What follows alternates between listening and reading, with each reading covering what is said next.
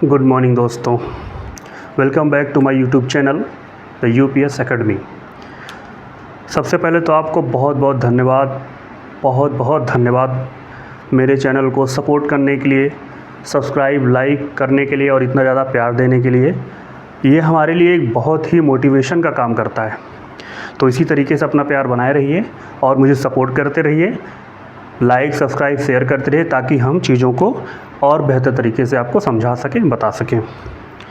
तो शुरू करते हैं अगली क्लास। हमने कल देखा था सेंटेंस के बारे में, जहाँ पे हमने असर्टिव देखा, इंट्रोगेटिव देखा, और आज हम देखेंगे सेंटेंस के जो और हमारे टाइप्स हैं उनके बारे में देखेंगे। तो जो हमारा तीसरा सेंटेंस आता है जिसको कहते हैं इम्परेटिव सेंटेंस। इम्परेटिव सेंटेंस क्या कहते हैं? इम्परेटिव सेंटेंस दोस्तों। इसको क्या कहा जाता है? इसको कहते हैं आज्ञा सूचक वाक्य। ठीक, आज्ञा सूचक वाक्य इम्परेटिव। ये क्या होता है? तो ऐसे वाक्य, ऐसे सेंटेंस जिसमें हम किसी को आज्ञा देते हों, आदेश देते हों, ऑर्डर देते हो, किसी से कोई बात कहते हो तो अधिकार स्वरूप कहते हो, वो आता है हमारे इम्परेटिव सेंटेंस में। जैसे कि अभी हम किसी को बोल दें, एग्जाम्पल के तौर पे हम देखते हैं शट द डोर। नेक्स्ट बोलेंगे कम हेयर। नेक्स्ट बोलेंगे give me a glass of water. इसमें देखिए ऑर्डर दिया जा रहा है, शट द डोर, दरवाज़ा बंद करो। कम हेयर, इधर आओ। Give me a glass of water, एक ग्लास पानी दो। तो ये आ गया हमारा इम्परेटिव सेंटेंस। बहुत ही बेहतर सेंटेंस है दोस्तों। इसको थोड़ा सा इस तरीके से समझिए। इम्परेटिव सेंटेंस यानी कि आज्ञा सूचक इम्परेटिव मतलब हो गया। इम्परेटिव से जैसे थोड़ा सा इसको अपने ट्रिक से लीजिए, इम्प्रेशन से लीजिए। इम्प्रेशन, इम्परेटिव इम्प्रेशन से लीजिए। और इम्प्रेशन जमाना, जैसे कोई इम्प्रेशन जमाता हो, इम्प्रेशन कोई कैसे जमाएगा? किसी को ऑर्डर दे करके, आदेश दे करके, नहीं ऐसे करो, ये करो, वो करो, ये करो। क्या कर रहा है? अपना इंप्रेशन जमा रहा है। तो इंप्रेशन जमा रहा है वहाँ से, यानी कि उस तरह के जो सेंटेंसेस आएंगे जिनके थ्रू अपना इंप्रेशन जमाता, ऑर्डर आदेश दे करके, वो आएगा इम्परेटिव सेंटेंस। जैसे कि shut the door, come here, give me a glass of water. तो ये हो गए हमारे इम्परेटिव सेंटेंस। अगला सेंटेंस हमारा है ऑप्टेटिव सेंटेंस दोस्तों। क्या है? Optative sentence. ऑप्टेटिव किसे कहते हैं? अगर आपने पढ़ा होगा तो थोड़ा सा उसको माइंड में रिकॉल करिए हमारे बताने से पहले। चौथा सेंटेंस हमें मिल रहा है ऑप्टेटिव सेंटेंस।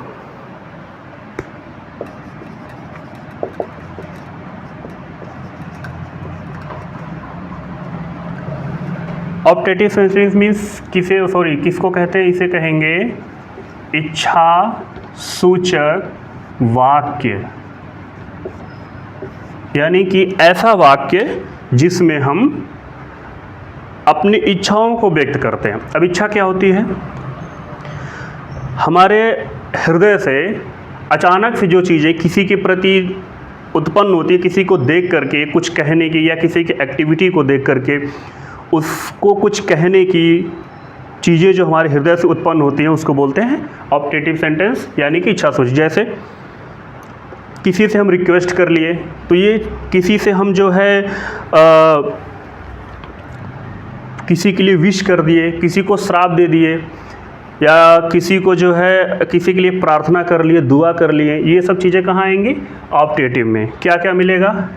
जैसे हम किसी के लिए प्रेयर करते हैं, ठीक, किसी के लिए हम विश करते हैं, ठीक, किसी के लिए हम कर्ज करते हैं, ठीक है ना। इस तरह की चीज़ें कहाँ आएंगी? ऑप्टेटिव सेंटेंस में, यानी कि इच्छा सूचक वाक्य। ऑप्टेटिव सेंटेंस इच्छा सूचक वाक्य जिसमें हम किसी के लिए सीधे सीधे गए, जिसमें हम किसी के लिए प्रेयर करते हैं, किसी के लिए विश करते हैं, किसी के लिए जो है अभिशाप देते हैं, किसी के लिए दुआ देते हैं, ये सब सारी चीज़ें किस में आ जाएंगे, ऑप्टेटिव सेंटेंस में। किसी के लिए रिक्वेस्ट करते हैं। एक और चीज़ लिख लीजिए, रिक्वेस्ट। अब एग्जाम्पल में देख लीजिए इसको, ठीक। जैसे please give me my phone, ये हम क्या कह रहे हैं दोस्तों, प्लीज़। इसमें हमें काइंडली भी देखने को मिलेगा। जैसे काइंडली, इसी को हम काइंडली कह सकते हैं, काइंडली शट द डोर, ठीक है। यानी कि कृपया, इसका इन दोनों का अर्थ जो है वो क्या लगता है, कृपया लगता है। कृपया मेरा फ़ोन दे दें, कृपया दरवाज़ा बंद कर दें। यहाँ से दोस्तों क्या हो रहा है, रिक्वेस्ट करी जा रही है, ठीक। हम देखते हैं अगला प्रेयर के लिए। प्रेयर या विश, इसके लिए क्या बोलेंगे, बोलते हैं ना किसी को, may God stay bless you, बोलते हैं। किसी को विश करना होगा तो क्या कहेंगे, बोलते हैं विश यू हैप्पी बर्थडे, ठीक है।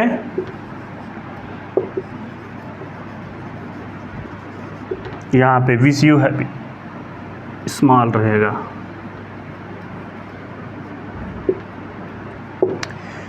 विश यू हैप्पी बर्थडे, ये हमारा हो गया, ये तो हमने कर लिया। यहाँ देखते हैं, यहाँ से ये हो गया हमारा रिक्वेस्ट हो गया, ठीक है। इन दोनों सेंटेंस, इसमें हो गया हमारा प्रे हो गई किसी के लिए, ठीक। इसमें क्या हो गया, किसी के लिए हम यहाँ पे क्या कर रहे हैं, विश कर रहे हैं।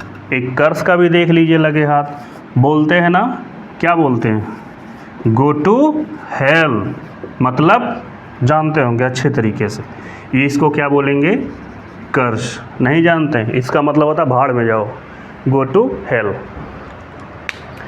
तो यहाँ पर हमने समझ लिया। एक बार देखते हैं फटाफट। ऑप्टेटिव सेंटेंस इच्छा सूचक वाक्य, यानी कि किसी की एक्टिविटी, किसी के कार्य को लेकर के हम जो चीज़ें देखते हैं, हमारे मन में जो चीज़ें उत्पन्न होती हैं उनको कहने के लिए या उनसे उनको बताने के लिए जो चीज़ें आती हैं, जैसे उनकी एक्टिविटी के थ्रू, मान लीजिए कुछ अच्छा काम कर दिए, हमने उनके लिए विश कर दिया, हमने उनके प्रेयर कर दिया, कुछ गलत काम कर दिए, हमने उनको बद्दुआ दे दी, हमने, या हमें उनसे कुछ चीज़, किसी चीज़ की चाहत है तो हमने उनसे क्या कर दिया, रिक्वेस्ट कर दिया। जैसे please give me a phone, kindly shut the door, request हो गया। प्रे के लिए हम क्या करेंगे, may God stay bless you, ठीक। और किसी के लिए विश करना हो, विश यू हैप्पी बर्थडे, ये हमारा हो गया, हम किसी के लिए विश कर रहे हैं। गो टू हेल, कर्स के लिए हम क्या बोलेंगे, गो टू हेल, ठीक है। ये हमारा ऑप्टेटिव सेंटेंस हो गया। अगला जो है हम देखेंगे दोस्तों, हमारा 5वां सेंटेंस आता है, क्या आता है, एक्सक्लामेटरी सेंटेंस। क्या आता है, एक्सक्लामेटरी। क्या कहते हैं इसे, मन में रिकॉल करिए एक बार फटाफट हमारे लिखने से पहले। एक्सक्लामेटरी सेंटेंस किसे कहते हैं, एकदम लगे रहिए दोस्तों। एक एक चीज़ें आपके दिमाग में मैं बैठा दूंगा इसी तरीके से, कुछ भी नहीं भूलेंगी। दोबारा आपको फिर इंग्लिश ग्रामर पढ़ने की ज़रूरत नहीं पड़ेगी। बहुत ही बेहतर तरीके से आपको समझाने का प्रयास किया जा रहा है कम समय में। अगला हमारा आएगा 5वां जो है वो क्या है, एक्सक्लामेटरी सेंटेंस। क्या होता है, एक्सक्लामेटरी सेंटेंस। इसको बोलते हैं विस्मयादि बोधक वाक्य। क्या बोलेंगे, विस्मयादि बोधक वाक्य, ठीक है। एक्सक्लामेटरी सेंटेंस यानी कि विस्मयादि बोधक वाक्य। अब ये क्या होता है, एक चीज इसमें छुपा हुआ दोस्तों, थोड़ा सा आप देखेंगे। विस्मयादि में एक शब्द है क्या, विस्मय। क्या होता है विस्मय का मतलब,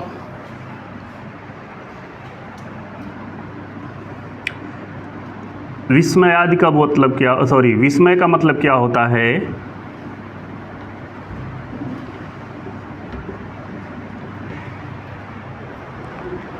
यानी कि हमारे हृदय में, हमारे मन में अचानक से किसी चीज़ के प्रति कोई भाव उत्पन्न हो जाना, सडन फीलिंग। क्या बोलेंगे उसको? सडन फीलिंग बोलते हैं, सडन फीलिंग। किसी की एक्टिविटी, किसी के कार्य, किसी चीज़ को, कुछ भी A to Z देखने के बाद अचानक से हमारे मन में कोई फीलिंग आ गई, उसको क्या बोलते हैं? विस्मय। यानी कि विस्मयादि बोधक सेंटेंस वहाँ से हमारा बनता है। जैसे अचानक से दुख व्यक्त करना, अचानक से उत्साह से भर जाना, अचानक से कोई खुशी सेलिब्रेट करना। मान लीजिए ऐसे किसी का रिजल्ट आ गया या कोई मैच जीत गए, ओ माय गॉड, ठीक है, ये हमारा आश्चर्य से होता है। मान लीजिए किसी की डेथ हो गई, कोई प्रॉब्लम हो गई, तो वहाँ पे हम दुख व्यक्त करते हैं, शोक व्यक्त करते हैं, तो वहाँ पर हमें क्या मिल जाता है? विस्मयादि बोधक वाक्य मिल जाता है।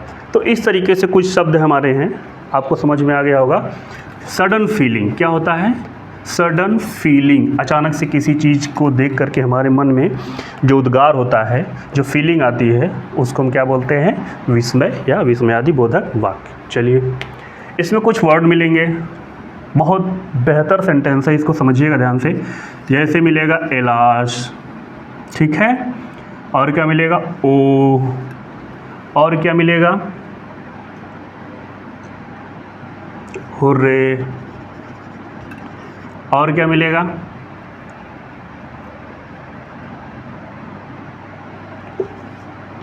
ओ नो भी मिलता है, और क्या मिलेगा? इस तरह से बहुत से मिलेंगे आपको। जैसे, लेकिन एक और इम्पॉर्टेंट चीज़ है दोस्तों, इसके साथ में एक्सक्लेमेटरी का साइन मिलेगा देखने के लिए, ये ठीक है, इसको मत भूलिएगा। जैसे हम इंट्रोगेटिव सेंटेंस में देखे थे, वैसे हमें जैसे हम इंट्रोगेटिव सेंटेंस में देखे थे क्वेश्चन मार्क का साइन मिला था, वैसे एक्सक्लेमेटरी सेंटेंस में हमें एक्सक्लेमेशन का मार्क देखने को मिलेगा, और ये बहुत ज़रूरी होता है, करेक्शन में आता है ये कहीं न कहीं। तो जैसे एग्जाम्पल के तौर पे हम देखते हैं, पहला एलास लगा दिया हमने, क्या लिखेंगे? एलास ही इज़ नो मोर, यानी कि अरे अब वह नहीं रहा। ओ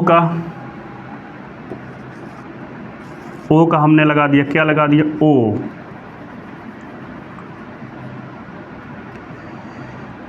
सेंटेंस हो गया।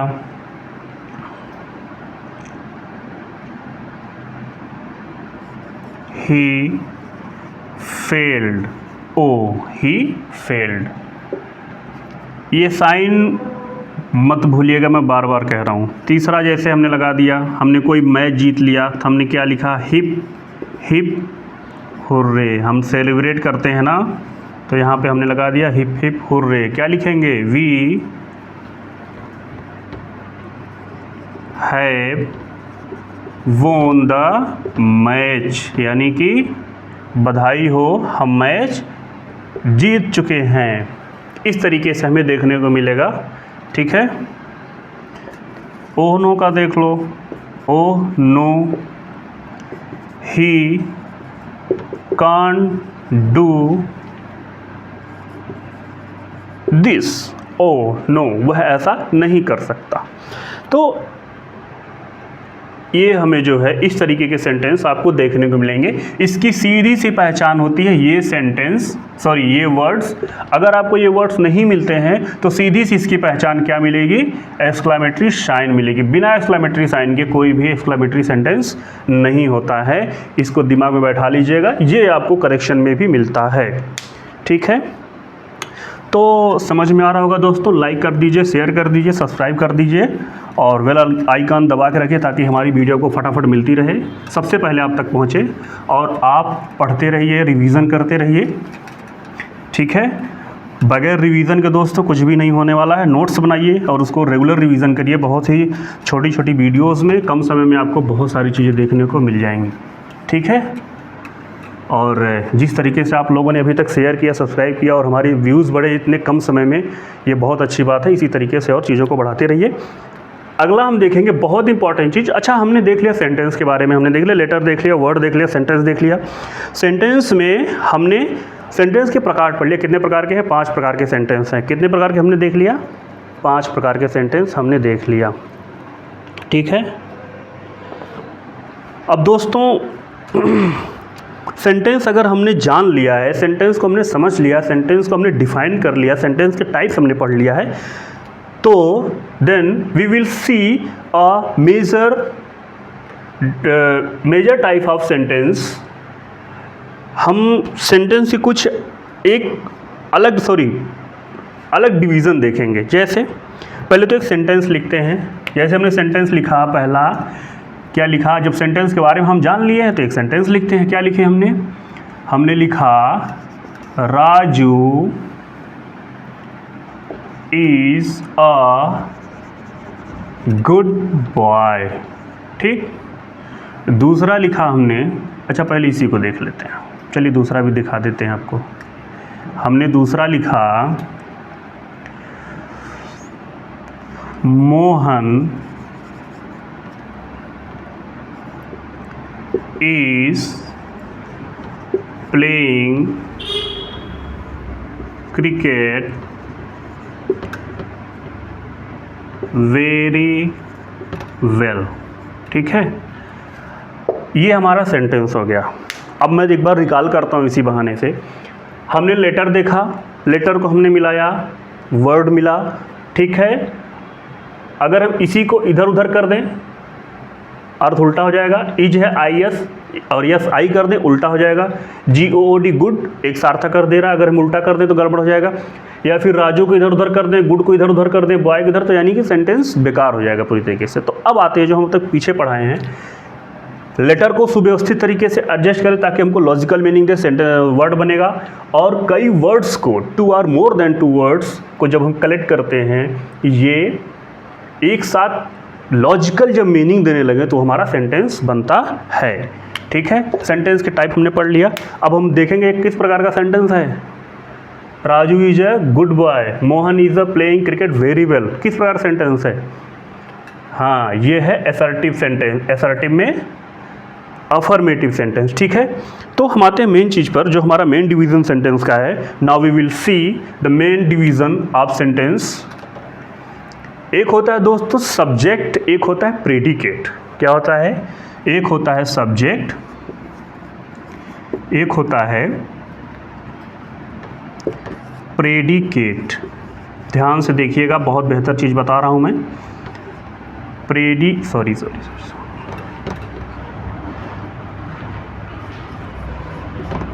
प्रेडिकेट, इसको कहते हैं उद्देश्य। क्या कहेंगे? उद्देश्य। इसको क्या कहते हैं? विधेय। ठीक है, इसको कहेंगे विधेय। अब कहेंगे सर ये क्या चीज़ है? तो मैं बता रहा हूँ, घबराने की जरूरत नहीं। सब्जेक्ट तो आप जानते होंगे ज़्यादातर लोग। सब्जेक्ट यानी जो करता है, जो हमारा कर्ता होता है। कर्ता मतलब कि पूरा वाक्य या पूरे वाक्य की एक्टिविटी जिस विषय वस्तु के बारे में बताती हैं, जिस विषय वस्तु के बारे में बात करती हैं, वही हमारा होता है सब्जेक्ट, यानी कि क्या होता है? कर्ता। ठीक है, तो ये सब्जेक्ट हमारा यहाँ पर जो हम बताने जा रहे हैं, ये हो गया हमारा सब्जेक्ट यानी कि उद्देश्य। ठीक, अब बाकी की इसके अलावा जो भी बचता है दोस्तों, जैसे इज अ गुड बॉय। ठीक, ये हमारा क्या हो गया? प्रेडिकेट। ये हमारा हो गया प्रेडिकेट। इसको बोलते हैं क्या? विधेय। ठीक है, यानी कि जिसके बारे में बात करी जाए, ठीक, वो हो गया सब्जेक्ट यानी कि उद्देश्य। सब्जेक्ट तो रहेगा ही रहेगा क्योंकि इसके बारे में बात करी जाती है, सब्जेक्ट के बारे में ही बात करी जाती है।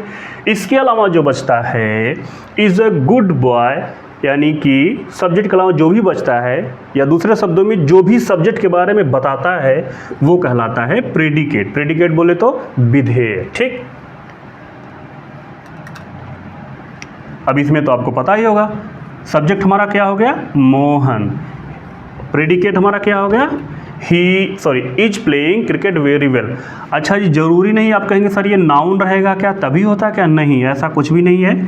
यहाँ पे प्रोनाउन भी हो सकता है, जैसे हमने लगा दिया ही, ठीक, या हमने लगा दिया ही इज प्लेइंग क्रिकेट हो गया, ही हो गया हमारा सब्जेक्ट, ये हो गया हमारा प्रेडिकेट। यहाँ पे हम लगा दिए क्या, दे, यहाँ पे तब हो जाएगा हमारा आर। तो ये हमारा हो गया सब्जेक्ट, ये हमारा हो गया प्रेडिकेट। क्लियर दोस्तों। चलिए, ये हमारा दूसरा डिवीजन हो गया सेंटेंस का। सेंटेंस के बारे में एक छोटी सी जानकारी और है दोस्तों, जिसके बारे में जानना बहुत ज़रूरी, और ये हमें लग रहा है कि सेंटेंस के बारे में लास्ट पॉइंट है, बहुत ही ज़रूरी है, और ये बहुत बेहतर चीज़ है दोस्तों, मैं बताऊंगा आपको। और ये इसका अलग अलग चैप्टर होता है, लेकिन यहाँ पे सब्जेक्ट सेंटेंस अगर हम पढ़ लिए तो सेंटेंस के बारे में थोड़ा सा जानना बेहद ही ज़रूरी है दोस्तों। बहुत कम समय में फटाफट हम बता रहे हैं, चूँकि समय है नहीं। तो देखिए, now we will see the next division of sentence, या नेक्स्ट टाइप ऑफ सेंटेंस बोलेंगे। इसमें एक है फ्रेज। क्या है, फ्रेज। तो दोस्तों, now we will see the next type of sentence. ठीक, फर्स्ट है फ्रेज, दूसरा क्या है, फ्रेज एंड क्लॉज। क्या बोलते हैं, फ्रेज एंड क्लॉज। इसको क्या कहते हैं दोस्तों, फ्रेज को कहेंगे वाक्यांश। क्या कहेंगे, वाक्यांश। और क्लॉज को क्या कहेंगे, उपवाक्य। ठीक है, नोट डाउन करते रहिएगा, वाक्यांश और उपवाक्य। अब फ्रेज क्या होता है, सबसे पहले हम फ्रेज के बारे में जानेंगे, फिर जो है हम क्लॉज के बारे में जानेंगे। फ्रेज, हालांकि फ्रेज और क्लॉज का दोस्तों चैप्टर है, ठीक है, उसमें बहुत डिटेल से बताया गया है फ्रेज क्या होता है, क्लॉज क्या होता है। क्लॉज में, क्लॉज के कई टाइप्स होते हैं, जैसे noun clause, objective clause, adjective clause. तो इस तरीके से जो है उसका पूरा चैप्टर है, लेकिन यहाँ पे थोड़ा सा उसके बारे में जानना ज़रूरी है अकॉर्डिंग टू सेंटेंस, क्योंकि हम सेंटेंस पढ़ रहे हैं ना दोस्तों, इस वजह से उसको जानना बहुत ज़रूरी है। फ्रेज का हमने देखा, क्या देखा हमने, वाक्यांश। ठीक, अब फ्रेज किसे कहते हैं, फ्रेज दोस्तों वाक्यांश। पहले इसको समझिए, वाक्यांश मतलब हिंदी पढ़े या जानते होंगे, यानी कि ये वाक्य का अंश होता है। ठीक है ना, वाक्यांश मतलब क्या हुआ, वाक्य का अंश, यानी कि ये पूरा वाक्य नहीं है, ये है जरूर, लेकिन किसी वाक्य का अंश है। ठीक है, तो ये हो गया वाक्यांश, यानी कि ये जो है अर्थ तो देता है, थोड़ा बहुत अर्थ जरूर देगा, लेकिन ये क्या करेगा, पूरा अर्थ नहीं देता है, ये अधूरा रहता है। कैसे रहता है, देखते हैं, इसको लिख सकते हैं, यानी कि जो फ्रेज है वो हमें पूरा अर्थ तो देता है, सॉरी अर्थ तो देता है लेकिन पूरा अर्थ नहीं देता है, इनकम्प्लीट अर्थ देता है। जैसे हमने एक एग्जांपल लिया, क्या, the sun rises in the east. ठीक है, हमने एक सेंटेंस के लिया, सॉरी सेंटेंस क्या लिया, the sun rises in the east. अब इसमें देखिए, चलिए रिकॉल करते हैं, सब्जेक्ट क्या है, प्रेडिकेट क्या है, ये हो गया हमारा सब्जेक्ट, ये क्या हो गया हमारा प्रेडिकेट, क्योंकि सन के बारे में बता रहा है ना। ठीक है, पिछली वीडियो अगर आपको याद होंगी अच्छी तरीके से रिकॉल करते रहिएगा दोस्तों, बिना रिवीजन के सब बेकार हो जाएगा। सेंटेंस किस प्रकार का है, assertive sentence, very good, affirmative. चलिए आते हैं टॉपिक पर, फ्रेज। फ्रेज क्या है दोस्तों, इसमें हम फ्रेज कैसे पहचानेंगे, ये वो होता क्या है, वाक्य का अंश होता है। तो फ्रेज दोस्तों है ये हमारा इन द ईस्ट। अब देखिए अर्थ तो दे रहा है ना, हमारी शर्त क्या है, अर्थ दे, सीधे सीधे लिखिए, अपूर्ण या इनकम्प्लीट अर्थ देता हो। ठीक है ना। एक लाइन में समझिए, जो वाक्यांश यानी कि फ्रेज क्या है, अपूर्ण अर्थ देता हो, इनकम्प्लीट सेंस देता हो। तो यहाँ पे हमें मिल गया इन द ईस्ट, ये हमारा क्या है, फ्रेज है। ठीक है, ये हमारा हो गया फ्रेज। पूरब में, क्या अर्थ तो दे रहा है ना पूरब में, लेकिन क्या इनकम्प्लीट अर्थ है। कंप्लीट कहाँ से हो रहा है, the sun rises in the east, इस वजह से क्या हो गया, फ्रेज हो गया। दूसरा सेंटेंस देखते हैं, जैसे रोहन एंड सोहन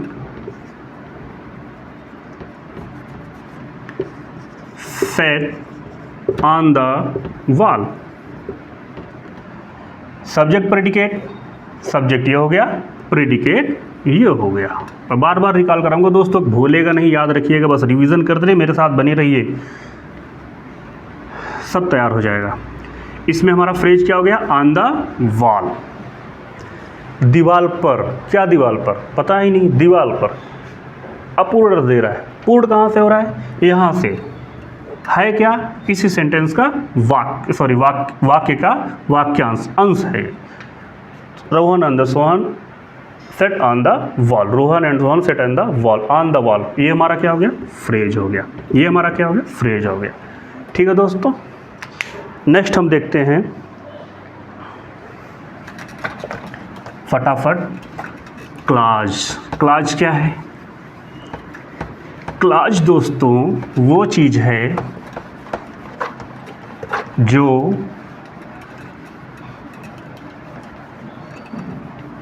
उपवाक्य होती है, यानी कि ये हमारा उपवाक्य कहलाता है, क्लाज, उपवाक्य। ठीक है,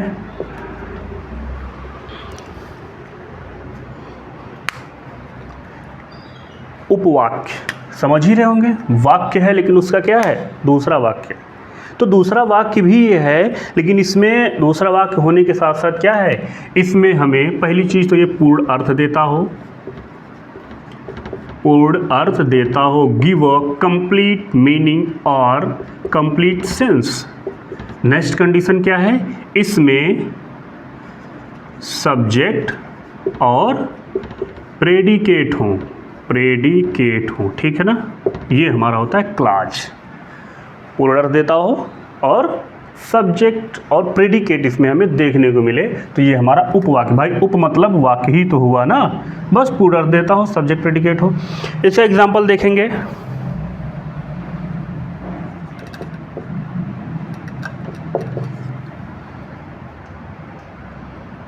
जैसे I think that you make a mistake.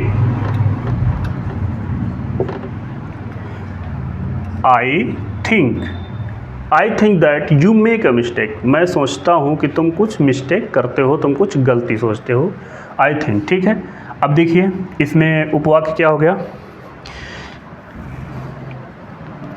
देखिए आई थिंक ये एक हो गया, दूसरा क्या हो गया, you make a mistake. I think मैं सोचता हूँ, मेन काम क्या हो रहा है, मेरा सोचना, और दूसरा काम जो उस पर डिपेंडेंट है क्या, यू मेक अ मिस्टेक। देखिए पूर्ण अर्थ दे रहा है कि नहीं दे रहा दोस्तों, दे रहा है। क्लास मीन्स देखा जाए तो होता है उपवाक्य, ठीक है ना। तो इसमें आई थिंक हमारा हो गया मेन वाक्य, दूसरा हमारा उपवाक्य जो हो गया यू थिंक अ मिस्टेक। पहली कंडीशन हमने देखा पूर्ण अर्थ दे रहा है, दूसरा कंडीशन हमने देखा क्या, किसमें सब्जेक्ट और प्रेडिकेट है। कहाँ सब्जेक्ट प्रेडिकेट, तुरंत बताइए। हाँ, ये हो गया हमारा सब्जेक्ट, ठीक, ये हो गया हमारा पूरा का पूरा प्रेडिकेट। ठीक है, अब तो सब्जेक्ट और प्रेडिकेट नहीं भूलेगा जहाँ तक मुझे लग रहा है। नेक्स्ट एग्जाम्पल हम देख लेते हैं,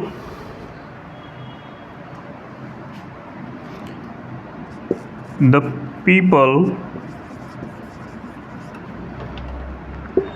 who paid their debts are trusted। The people who paid their debts are trusted. ये थोड़ा सा समझने वाला सेंटेंस है। एक सेंटेंस हमारा हो गया ये, दूसरा सेंटेंस हो गया दोस्तों इसको ले करके, एक मिनट, दूसरा सेंटेंस हो गया इसको ले करके यहाँ से, ठीक है ना। देखिए कंडीशन हमारी पूर्ण अर्थ देता हो। पहली बात तो उपवाक्य, द पीपल आर ट्रस्टेड, कौन से, हु पेड दियर डेब्ट्स, यानी कि जो पीपल हैं बहुत ट्रस्टेड हैं। ये हमारा मेन वाक्य हो गया। ये कौन सा मेन वाक्य हो गया, ये वाला। और उपवाक्य क्या हो गया, हु, जिसके बारे में हम बात कर रहे हैं, हु पेड दियर डेब्ट, यानी कि the people who paid their debts are trusted. अब ये उपवाक्य हो गया, तो देख लेते हैं। पूर्ण अर्थ दे रहा है, ठीक। ये हो गया हु, यानी कि क्या हो गया, इसी के बारे में तो बात हो रही ना, हु पेड दियर डेब्ट, कौन, हु। ये हो गया हमारा सब्जेक्ट। और ये बाकी का हमारा जो है ये हो गया जिसके बारे में बात हो रही है, ये हो गया प्रेडिकेट, ठीक है। सब्जेक्ट और प्रेडिकेट हमें इसमें मिल गया। इसमें भी देख लें, चूंकि द पीपल आर ट्रस्टेड ये भी तो वाक्य है, इसमें भी देख रहे हैं सब्जेक्ट का प्रेडिकेट मिल रहा है कि नहीं। तो द